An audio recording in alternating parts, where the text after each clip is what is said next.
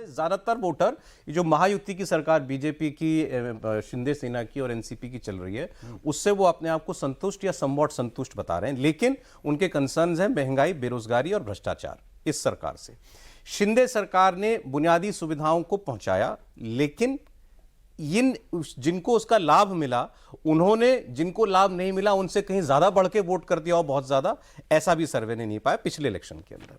महाविकास आघाड़ी की जो सरकार थी उसको लोग राज्य के ओवरऑल डेवलपमेंट के लिए बेहतर बता रहे हैं और सामाजिक सौहार्द के लिए भी उद्धव ठाकरे की गवर्नमेंट को वो बेहतर बता रहे हैं।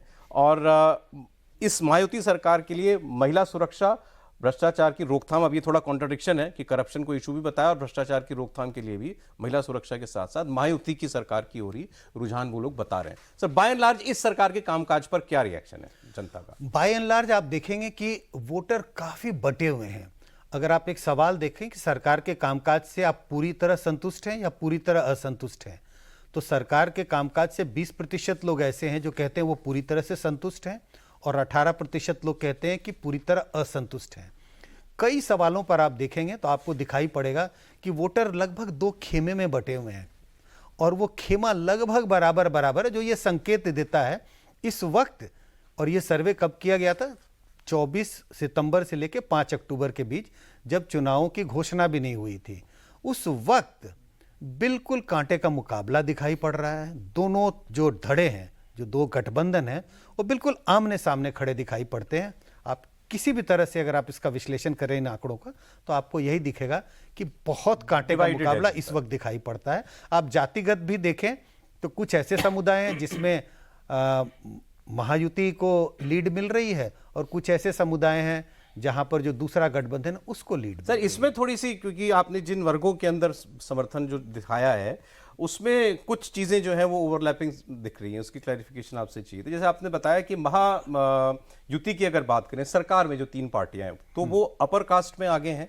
अपर कास्ट में 45% की लीड है उनके लीड मतलब ऑपोजिशन, दूसरे विरोधी के ऊपर, बिल्कुल ठीक है। मराठाओं में 18% की लीड है, अन्य ओबीसीज में 16% की लीड है, दलितों में 7% की लीड है। तो मतलब अपर कास्ट, मराठा, अन्य ओबीसी, दलितों में महायुति, महाविकास आघाड़ी के आगे है। अपर क्लास में, रिच वोटर्स में, इनमें भी आगे बताया जा रहा है। हाँ। तो ये तो एक बहुत बड़ा सेगमेंट है sir, upper caste, Maratha, OBC, Dalit, मतलब इसमें शेड्यूल कास्ट ट्राइब को छोड़ दें अगर, तो ऑलमोस्ट सभी आ जाता है। अब आप मुस्लिम वोटर, अब मैं दूसरा पढ़ता हूँ, दूसरा पढ़ता हूँ। यही सवाल था कि क्या कहीं कोई ओवरलैपिंग है।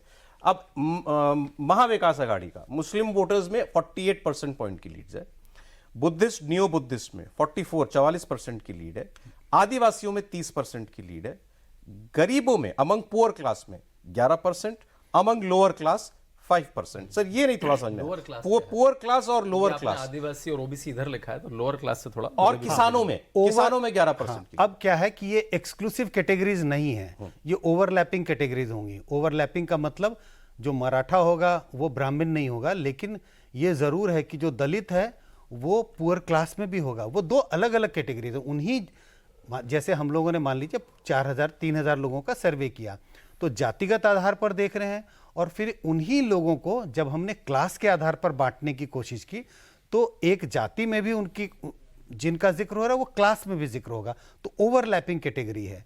जो पुअर और लोअर की बात हो रही है, गरीब और लोअर, हम सारे वोटरों को उनके 3-4 चीजें हमने उनसे हम हमेशा पूछते हैं, ये कोई नई चीज नहीं है।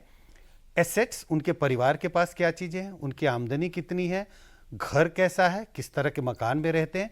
इन 3-4 चीजों के आधार पर हम मतदाताओं को 4 क्लास में विभाजित करते हैं।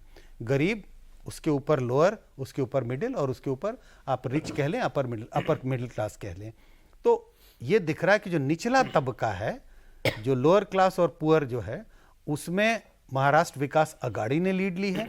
लेकिन जो दूसरा अपर क्लास जो है, जो टाइनी सेक्शन है, गरीबों के मुकाबले, तो उनमें महायुति को लीड है।